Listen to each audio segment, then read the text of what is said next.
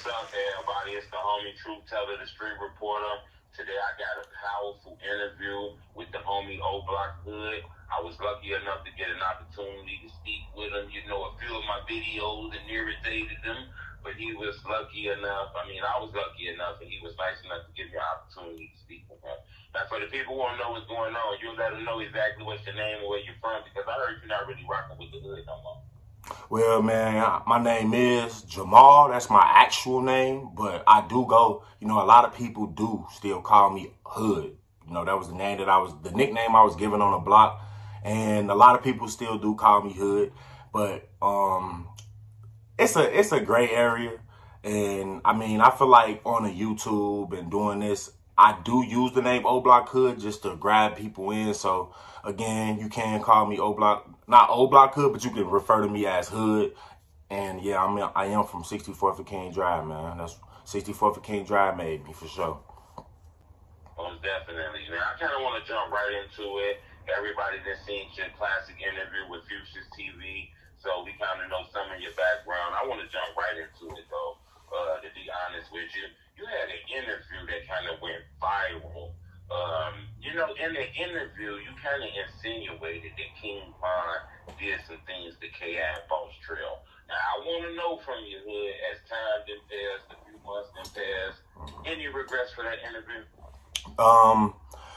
The only regrets that I would have, I would say, is making the family members and the friends that actually love them relive that trauma. I don't think that it was fair to them, because I just look at it as, when I see certain interviews about Von, or people bring up or his name in a bad light, even if it is to, you know, talk about something or to convey an example, it be hurting me, bro. Like, it's somebody that I loved, I spent a lot of time with. So I feel like I at least wanted to extend my condolences, even though it happened a long time ago, for the family members and the friends that, you know, might have been affected by what I said. That would be the only regret. Other than that, I have no regrets as to actually telling the story, because it's a part of my life. That story is also my story as well. A lot of these stories that I tell, I'm not telling from a outsider view, or I heard this and I heard that. Majority of these stories, I spoke to the source with about it, or I was even there. So, man, nah, no regrets at all. Like, I wanted to know that, you know, every interview went viral. Another thing I want to know, too, to be honest with you, when you woke up in the morning, did you have a lot of DMs? A lot of people was angry with you, because I seen the people speaking out against that interview that year. No, that's a fact. That's a fact, Truth. A lot of people was outraged. Before I even get into it, I would just say that I thought it was extremely weird that people who don't know these folks was coming at me with all the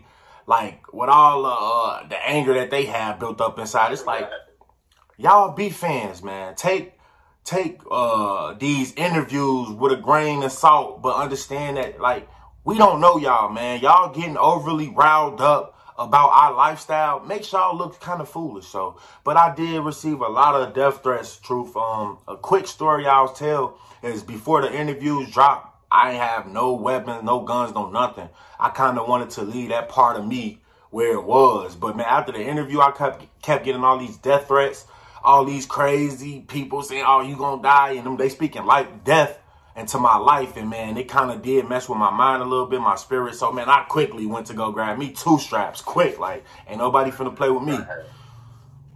Yeah, it do get dangerous, and your name buzz real quick on that. You know, I got something I want to ask you on that I think is a valuable question. I don't know if nobody asked you this.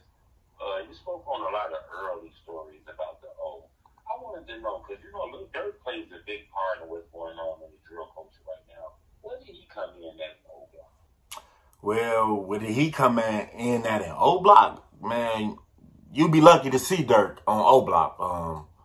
Even on the DJ Limo parties, when all the groups that we clicked over, like Blackgate, Lamron, 300, whatever y'all want to call them, No Limit, like, all of them was around at the DJ Limo parties and all, but you never seen Durk.